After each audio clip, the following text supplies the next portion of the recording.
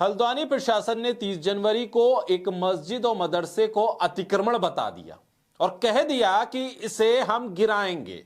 इस बाबत नोटिस चिपका दिया, दे दिया नोटिस। इस जगह पर एक मदरसा, एक मस्जिद थी। 3 फरवरी की रात को इसे सील कर दिया गया। 30 जनवरी को नोटिस, 3 फरवरी को मस्जिद और मदरसे को सील कर दिया। 6 फरवरी को उत्तराखंड हाईकोर्ट में एक याचिका दायर की गई कि 30 जनवरी को जो नोटिस जारी किया गया है उसे रद्द कर दीजिए। इस याचिका में कहा गया था कि यह जमीन प्रशासन की नहीं है। इस जमीन पर प्रशासन को ना तो जबरन कब्जा करने की इजाजत दी जानी चाहिए और ना ही इस जगह पर बनी इमारतों को ध्वस्त करने का आदेश देना चाहिए। हाईकोर्ट ने कहा कि मामले की सुनवाई हम 14 फरवरी को करेंगे। लेकिन उत्तराखंड का प्रशासन है, उत्तराखंड की बीजेपी सरकार का प्रशासन है, 8 फरवरी की शाम को बुलडोजर लेकर पहुंच जाता है।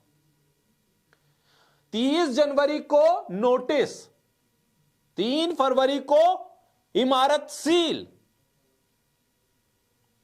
3 फरवरी की इमारत सील करने के बाद हाईकोर्ट में अपील। हाईकोर्ट कहता है 14 फरवरी सुनवाई, लेकिन उत्तराखंड का प्रशासन कहता है कि 8 फरवरी को हम बुलडोजर चलाएंगे, वो भी शाम के वक्त।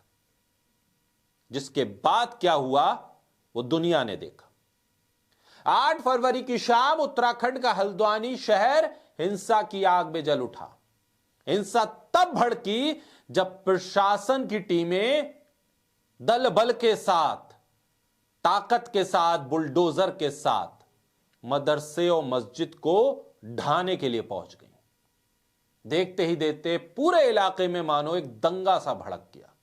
इस हिंसा में कई लोगों की मौत हुई, कई लोग घायल हुए, पुलिस वाले भी इसमें शामिल हैं। स्थानीय प्रशासन के रुख को लेकर स्थानीय लोग और इस मामले से जुड़े वकील कई आरोप लगा रहे हैं।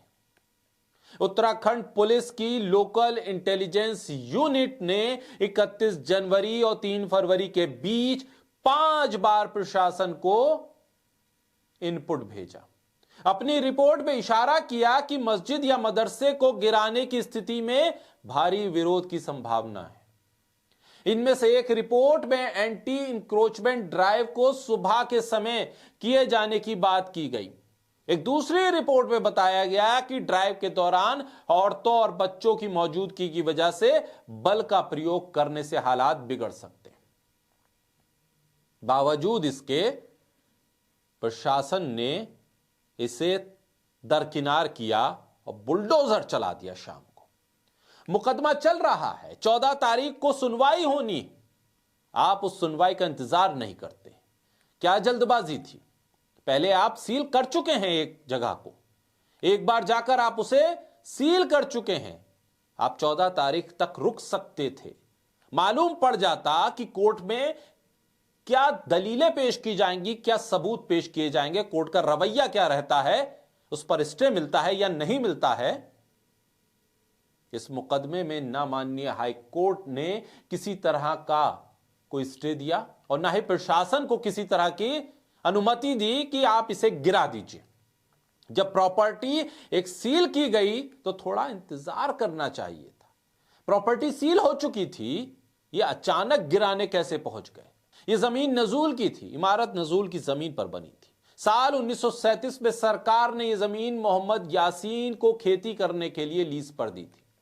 नजूल की जमीन वो जमीन होती है जिसकी मिल्कियत सरकार के पास होती है, लेकिन जिसे सरकार सीधे तौर पर राज्य की संपत्ति के तौर में प्रशासित नहीं करती। सरकारें ऐसी जमीन को ज्यादातर एक निश्चित अवधि के लिए पट्टे पर देती हैं, जो दी गई थी 1937 से।